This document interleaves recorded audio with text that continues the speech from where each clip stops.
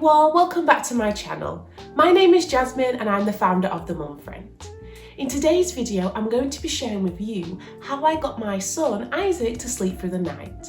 This is a well requested video as I've had quite a few comments about this, especially after my toddler bedtime routine video of how I actually got Isaac to sleep through the night.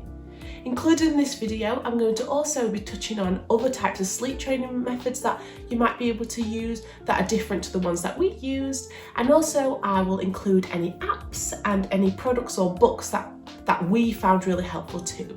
So what I'll do is I'll put them all in the link below in the description. Again, if you do enjoy the content on this channel or actually enjoy this video, please give it a like, it'll really help me out, or click subscribe as I post a video every Monday. So just before I get started, I just want to explain I'm not a sleep expert, I'm just a mum and I'm just telling you what really worked for me. So what is sleep training? Well, just like your baby will learn to roll over, he will learn to talk and to walk, you've also got to pretty much learn how to sleep. This isn't something that comes naturally to us. Some babies, you might have heard someone who said, oh yeah, my baby at 3 weeks slept through the night, and yes, some babies do, but a lot of them just take a little bit of help to get there. So when we talk about sleep training, it's just about, giving them a little nudge to go forward. And there's a lot of different ways that you can do this. I can remember I was fine up to 4 months, so if you're around me in the newborn stage, it's not advised to do it then. Your baby needs a lot of care and love and support from you, and unfortunately getting up quite regularly, that's just what comes with a newborn. They're still in this 4th trimester phase where they're wanting to be really close to their mum, and that's the reason why they're waking up. They also have a lot of day and night confusion, so again, that's another reason why they're waking. However, when we hit that 4-month regression, it really hit me pretty hard. He actually woke every 2 hours. I noticed a big change in how he was acting. He was a lot fussier. He wouldn't like to nap anymore. So if your baby is actually showing signs of this, and this could be a sign that they're going through the 4-month sleep regression. And what the 4-month sleep regression actually is their sleep cycle starts to mature, it starts to change. And the reason for this is instead of just being awake and then can go straight to sleep, they actually develop light sleep and also deep sleep. So that time when you wake up, you might have experienced it when you're waking in the middle of the night and you can't get back to sleep. That's what the baby's experiencing. So why is this a problem? Well, one of the reasons is it depends how you get your baby to sleep. So for me, when Isaac was little, I used to breastfeed him and he would go to sleep that way. So he would fall asleep at the breast when he was feeding, and all I would do is put him in his cot or in his little snooze pod to go to sleep. And again, that was fine. It worked perfectly fine up to about 4 months. Now, when we hit 4 months, like I say, he just didn't want to go back to sleep, and instead he would wake maybe every 30 minutes sometimes, but on average it would be every 2 hours, and I was absolutely exhausted. So what I wanted to do is try and find different ways of how to help with this. The first things I did was obviously Google and watch a lot of YouTube videos, and things that kept coming up was an idea called sleep associations. So what this means is when your baby develops a sleep association, it means that they can't drift back off to sleep when they wake up in the middle of the night. So this could be if they fed to sleep like Isaac did, and then he'd wake up and 2 hours after, and because he was so used to feeding to sleep, he'd want me to feed him back to sleep. So it was like a cycle. It can also work if you, let's say, rock your baby to sleep and then put him down, or you cuddle your babies to sleep and put them down. So these are the same type of sleep associations. And whatever type of sleep method or training you look at, this is a common theme throughout what I found. When we say sleep through the night, what I found is no baby actually sleeps through the night, so they also just wake up, and then that's when they need to have that little bit of help, that little bit of support. First of all, there's different types of sleep training methods you can use, which are quite popular. So the first one, which you probably think about when you think about sleep training, is the cry-out method. And what that basically is, you put your baby down in the cot, shut the door, and then that's it, you just let them cry until they self-soothe or go to sleep. Now for me, when I read that, it didn't really sit well with me. I was a bit, I don't really want to try that straight away. So I kind of went and explored some different options first. Now another one is, it's called the pick up and put down sleep training method. And what basically that does, it's more of a gentle form of sleep training, and you don't let your baby cry really. It's more of like a moan, they don't get like hysterical. And we did try this at the beginning, and all you did, I used to just put Isaac down, and then as soon as he like put down and he was like upset, I would pick him back up and calm him down, and then when he calmed down, put him back down, and then again, and you just repeat this process over and over again. Now we did try that quite a few times, but again, it maybe extended his sleep maybe another 30 minutes, an hour at most, but he was still waking pretty much every 3-4 hours. So for me, that one didn't really work for me. However, it's a good one to try straight away. If you are going to try some sleep training methods, I would advise to stick at one at first, even if it's for like a couple of weeks, and then if that didn't work, maybe move on to the next one. The next one is where you sit on a chair. So you'll sit on a chair next to your baby's cot, really close at first, and as you put them down, say good night, you'll just sit there, and they get a bit confused at first. They're thinking, oh, why are you not sat with me, or why are you not like feeding me to sleep? But they start to calm down in a while, and eventually they just lie down and hopefully should start to go to sleep. And each time you do this, each night you move further and further away from the cot.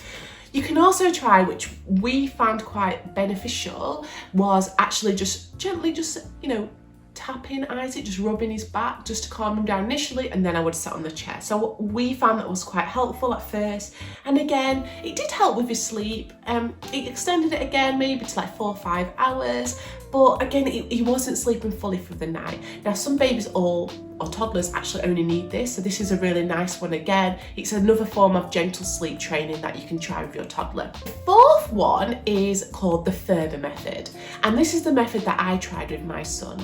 Now the Ferber method can sometimes get confused with the cry out method, but it is not the cry out method. There is some crying in it, but you don't just shut the door and leave your baby. You actually go in with certain intervals, and what I'll do is later on in the video I will show you the exercise in there where it goes through that in a little bit of detail, the table, and you'll check for like 3 minutes on day 1, and then 5 minutes, and then 10 minutes. So there's different intervals, and each day it goes along, you leave the gap a little bit longer, and then the baby or toddler will start to get used to this and think, oh, they're coming in, and you literally just go in for a few seconds to check on them, and then you would leave. So the Ferber method for me, I found that worked the best, because when I was in the room a lot, Isaac would get a bit more hysterical and upset. If you wanted to do sleep training, do a little bit of research, explore the different options, maybe give some of them a try first and see which one works, because every baby is different. So not one method works for every single baby. So that's just something to consider. When I'm talking about sleep training, there's a few little steps first before you even get into sleep training of what you can do to help your little one.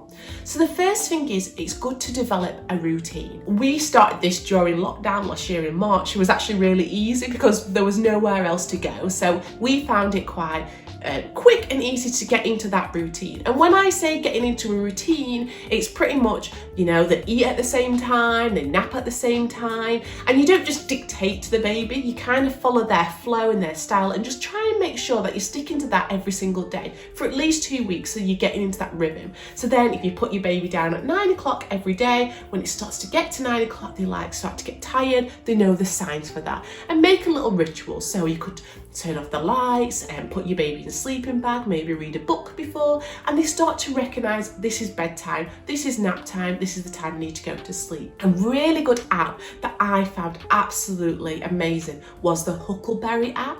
So this is a free app which you can also pay to upgrade to get some expert advice on sleep training further on, and it really did help me a lot. And what it talks about in there is a sweet spot, and what the sweet spot mean is how long your baby can go between naps. So different ages, you can have different times of periods when they get tired. So if you go too over the sweet spot, then they start to get overtired. If you put them down too early, they're starting to get frustrated. So I use that app a lot, and all you literally do is put in when they woke, when they when they went to sleep, when they woke, and it gives you like a table, and you can look through the table and assess where the needs are, and then it starts to also calculate. So the more information and data that you put into the app, the more it's going to be able to guide you on what type of perfect time for your baby to sleep. It also sends you emails and notifications of advisory sleep plans or sleep schedules that you can do for your baby depending on what age they are. So Huckleberry app, I know a lot of parents that have used this app. I just found it really helpful, and you can kind of analyze the data if that's what you like to do. I do, because that's the type of person I am. So you can analyze the data and put all the information in.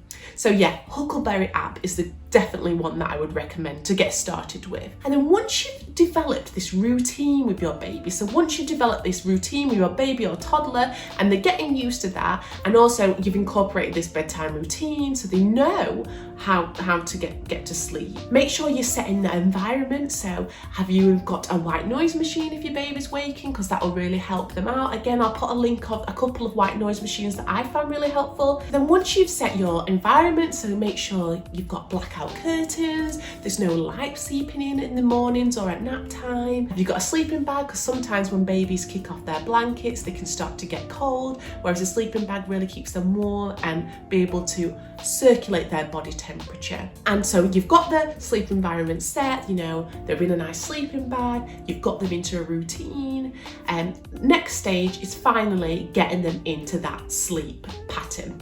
So this is the book that we use, and this is called The Solve Your Child's Sleep Problems by Dr. Richard Ferber. Now, if you are going to do the Ferber method, I definitely recommend getting this book first, because it's not just straightforward. It's not just like, oh, I'll do this, these intervals, and then they'll start sleeping through the night. Also, it gives you a background about this. So it talks about there's no psychological, damage to your baby, which for me, I did a degree in psychology, so it really got the insight in that for me, and it made me feel a little bit of ease. Okay, so this is the table that you might have seen in others, and what it does here, if you can see, it gives up to a 7-day period where you can do it. And so the first one, what you would do, you would wait 3 minutes. So you put your child down, say good night, and then you would leave the room and you would get a timer and do it for 3 minutes. And then if they're still crying or they're still upset after 3 minutes, you would go in, you would basically just lie them down if they stood up, or just say, I'm here, good night, see you in the morning, and then leave. You don't stay in there any longer than, a few seconds, because they can start to get more distressed. And then you wait, set the timer again, then 5 minutes you would go in and check them again if they're crying. So not if they're awake and they're just moaning, but if they actually are properly crying, then go in there. And then again, once you've gone in again and just said, good night, love you, I'll see you in the morning, then leave again. Then wait another 10 minutes, and then 10 minutes, wait, see if they're okay, and then if they're not, go in again after 10 minutes, say good night, see you later, and then every 10 minutes. And this is all you're doing. You're just going in, checking they're okay, and that's what you do for the first night. So they just sleep through the night, that's fine, that's great, but most babies probably don't sleep for the night straight away. And then if they wake, you start again. So whatever time they wake before the morning, then you would do this routine again. So you do 3 minutes, then 5 minutes, then 10 minutes, and you just would keep repeating this exercise all the way through the first night. Now, the second night, it goes up ever so slightly. So then you would do the 5 minutes, and then 10, and then 12, and then 12, 12, 12. And it just keeps on repeat. And then the point of this is the longer that you go on, the baby or the toddler should get used to it and think, oh, well, I'm safe, they're gonna come back and check on me, and then they'll just start to go to sleep. So it's just about getting into that routine and knowing they're safe. Okay, so what I'm gonna do now, I just wanna give you, wrote here a little log of how our sleep training went on, because I always get asked this by mums, how did you get him to sleep for the night? Does it take long? How quickly does it start? And really, it depends. Like I say, it's for every single baby is slightly different. So for us, the first night, For me, I did find it hard because we've never really let Isaac, you know, cry on his own before. So for me, I found it hard at first, but now it was the best thing that I ever did because I get a good night's sleep, he does, and it helps with his development, and we've seen him come on so much since he started sleeping through. The first one is, so day one, it took him 17 minutes to go to sleep. So we did the 3 minutes and the 5 minutes and then the 10 minutes, and then after we'd done that, the third time, he actually just went to sleep. So there was a lot of crying at first, so you might want to get your partner involved. My partner was involved in this because he was a lot stronger than me, but you're checking on them on the monitor, they're okay, they're just getting upset, they're not hurting themselves, so this was a bit reassuring for me. Then that night he actually only woke up once, so he woke at 10:45 p.m. and again it took another 17 minutes to get him off to sleep, but then again he slept through. So if you can imagine going from waking every 2 hours and feeling exhausted and me being tired and Isaac's being tired, from the first night he only woke up once in the night, I just thought, wow, this is amazing already. So then day two, it only took him 5 minutes to go to sleep, so, and there was no crying. I literally just put him down, 5 minutes he went to sleep. That was it. And then he only woke up at 4:30 because he'd had a poo. He'd gone to the toilet, and all I did is change his nappy, put him down, and then he actually went to sleep. So from day 1 to 2, I noticed a massive difference, and I was like, oh my gosh, like, is this all it's took? It's took me all this time to get him to sleep better, and all I need to do is this. Then day 3, this is where sometimes you can go back a little bit. So day 3, I don't know why, but sometimes you can go back on yourself. It actually took him 18 minutes to go to sleep, and he was getting a bit upset again. So again, we do the 3 minutes. Well, it was a bit longer now, so we did like the whatever day 3 was. We went in and checked that in 18 minutes. It took him to settle, and again he only woke up once again, which was at 12 a.m. and it took him 8 minutes to go back to sleep. And it was like this pretty much similar day, 5 and 6. It didn't take him very long. It was about 5 minutes, and there was pretty much no crying or was a bit of moaning. So then about, I would say, until he actually properly went down to sleep, it probably was about day 7 or 8. It took him about a week, and for me that was really amazing results. And yeah, sometimes when he was poorly, he did wake a little bit, but what we do, we kind of threw the sleep train out the window when he was poorly, because it attended to his needs if he had a cold or he was sick, and then we'd introduce it back and it would start again.